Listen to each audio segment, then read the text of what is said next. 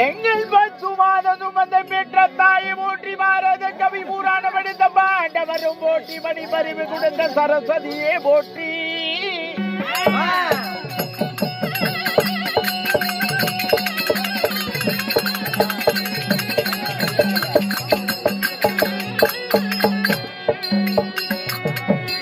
எங்கள் ஓதி வைத்த எங்கள் குருவே போற்றி துணிக்கின்ற நேரமோ எனக்கு துணை வருவோமா?